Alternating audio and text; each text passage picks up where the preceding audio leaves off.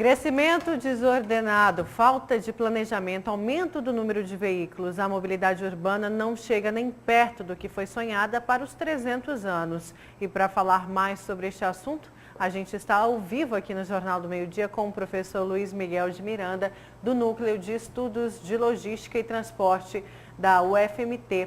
Boa tarde, seja muito bem-vindo, professor. Boa tarde, muito obrigado. É um prazer estar aqui com vocês, para a universidade, mais uma vez, prestar serviço à população, na medida do que for possível a gente responder a você.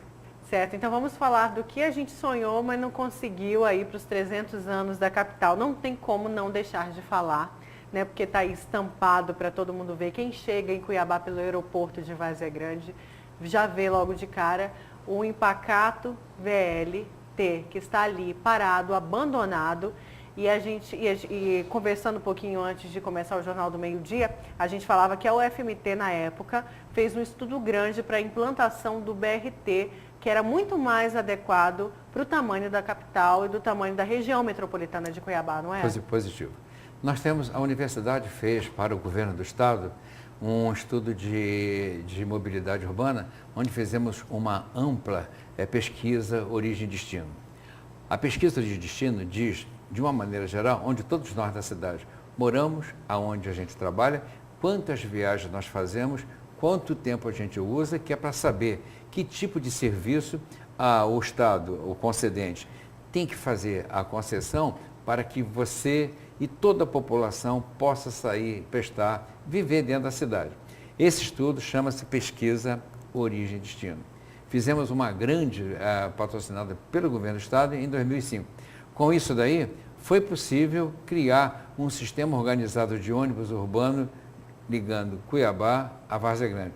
Nós tínhamos 26 empresas de ônibus fazendo, com 147 ônibus, fazendo a ligação entre Cuiabá e Várzea Grande. Você talvez não é desse tempo, mas as pessoas mais antigas vão lembrar como era isso daí. Eram 17 empresas. Esse estudo a gente conseguiu fazer a concessão para uma empresa com 72 veículos, né? E esse projeto, ele persiste até hoje, na medida que ele vem sendo atualizado por conta do aumento da demanda. Mas o que ocorreu justamente foi a redução, a queda da demanda por vários fatores, né? Ou seja, a facilidade de você, na população, alcançar o transporte individual motorizado. As facilidades que foram dadas ao longo de todo o governo para você comprar carro. Aí você diz assim, mas não é para comprar carro, não é para ter indústria automobilística? Claro que é para ter indústria automobilística, claro que é para comprar carro. Mas, prioritariamente, um serviço de transporte coletivo para que as pessoas possam usar de menor gasto possível. E o que aconteceu de lá para cá, a demanda caiu e a escolha do VLT, ela não foi equivocada, ela foi fraudada. Foi uma fraude, porque os nomes nós conhecemos, quando não estão nos autos dos processos, estão na cadeia, né? Então, eles fraudaram os números. Ninguém consegue fraudar uma equação de demanda de transporte. Impossível. Pois é, professor, porque a gente falava até mesmo em questão de valores. O VLT, 1 bilhão e 400 milhões. E o BRT? O BRT, naquela época, estava cotado em 382 milhões. Uma diferença muito grande. Brutal. E porque os 382 milhões era para fazer pontes, viadutos, avenidas, trincheiras, parada de ônibus e tudo mais. E o transporte, o uso, seria feito pelas empresas concessionárias de transporte público que dariam os seus preços para as suas tarifas. E ali o Estado, o ente, né, só continuaria acompanhando e gerenciando o sistema. Mas inventaram uma maneira de distribuir um volume maior para propina. Pois é, e a gente perdeu, porque o projeto ali, né, com esse outro projeto que teve esse imenso rombo dos cofres públicos, quem perdeu foi a população. Infelizmente que ficou sem os dois. O VLT hoje é a maior cicatriz urbana no país. Nós só perdemos para o monotrilho de São Paulo, que é a maior extensão, mas ele passa por cima, não aparece tanto. Não aparece tanto, né? Aos desgraça. Olhos dos cuiabanos. Então, é a maior cicatriz. Eu tenho certeza que todos aqui nesse estúdio hoje, a cada 2 anos, são obrigados a trocar os celulares. Tenho certeza que todo o sistema de edição do teu jornal, a cada 3 anos, tem que trocar os computadores, porque a tecnologia avança. A tecnologia que está embarcada nesse veículo, ela data de 2010. Quando ela foi comprada, ela já era antiga, antiquada e fechada. Hoje, posso garantir que você não encontra um parafuso para substituir num daqueles sistemas eletrônicos que tem lá. Ou seja, o que já era velho, hoje é impossível de aproveitar. E, obviamente, vai para o lixo. Agora vamos falar do que a gente tem, né? Do que sobrou aqui para a nossa capital. É lógico que o transporte coletivo, como o senhor falou, as grandes capitais de primeiro mundo, inclusive, têm um transporte coletivo de qualidade para os moradores dessa cidade. E aqui são quase que unânime da população da falta de qualidade do transporte coletivo. E isso aí também juntando todo um problema também urbano, né?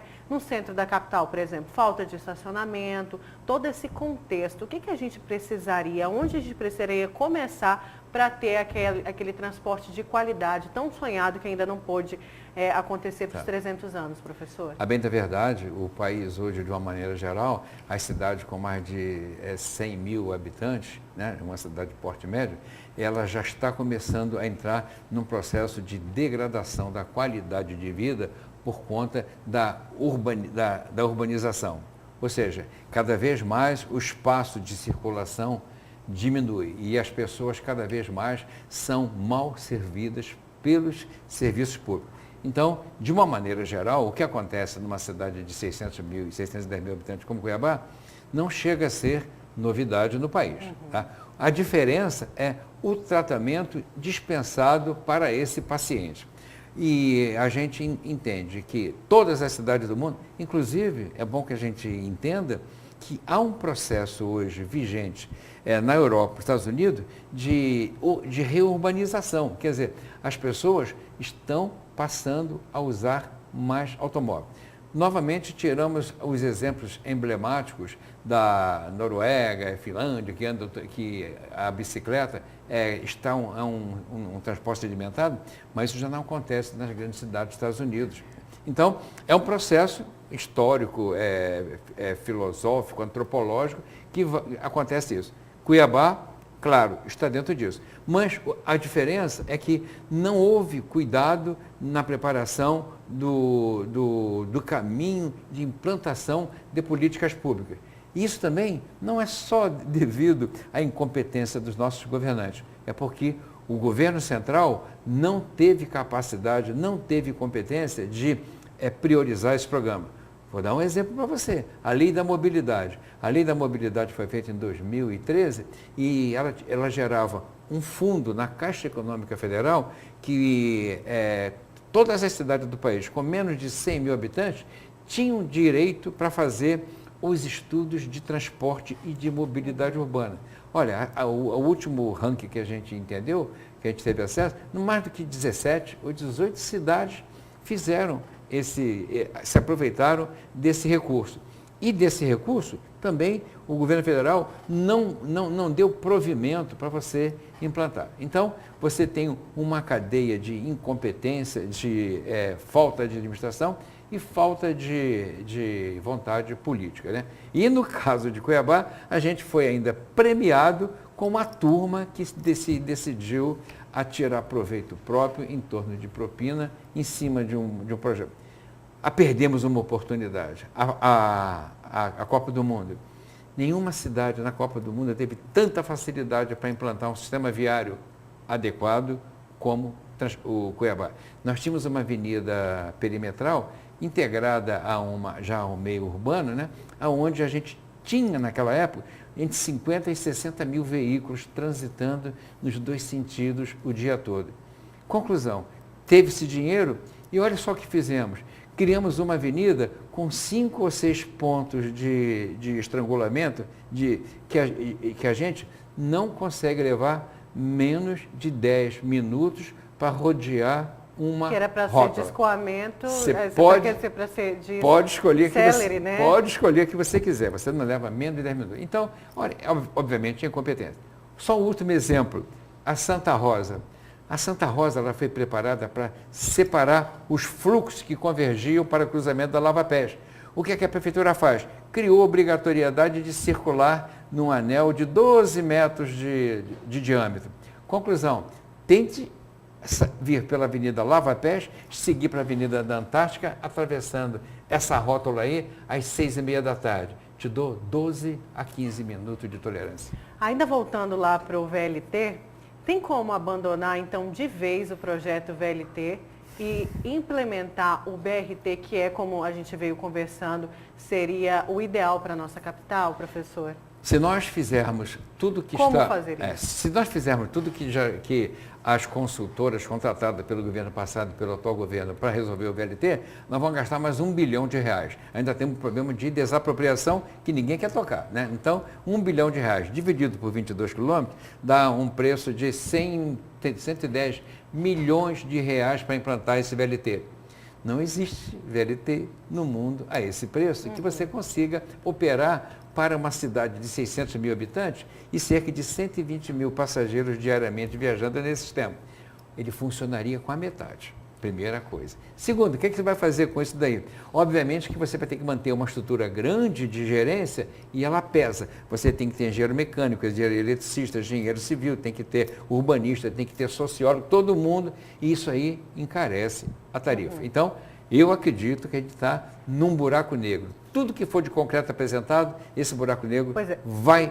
Já que existe esse buraco negro, então a gente tem aí uma solução técnica, por exemplo, para implementar o BRT, usando o que já foi feito, o senhor até falava um pouquinho antes, vender o que se tem aí, já que se adquiriu os vagões antes mesmo de ter feito os trilhos e conseguir implementar com a estrutura que se tem, que se cortou a cidade para implementar o BRT? É possível? O que está faltando hoje para a gente fazer a infraestrutura, fora a desapropriação, que acho que ninguém sabe aonde vai isso parar, que em torno de 350 milhões a gente conseguiria acabar a infraestrutura.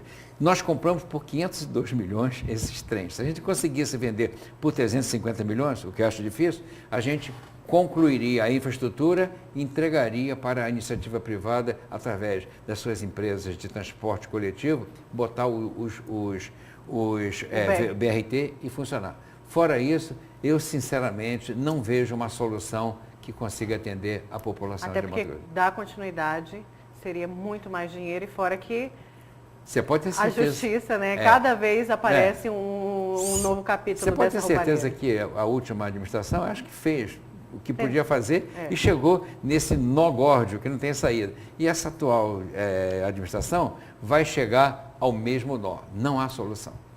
Muito obrigada, professor. Muito obrigada pela sua vinda aqui, a gente falando um pouco do transporte que queríamos para a nossa capital nos 300 anos. Infelizmente ainda não temos, mas quem sabe um dia. Muito obrigada. Resistir é a palavra. Obrigado.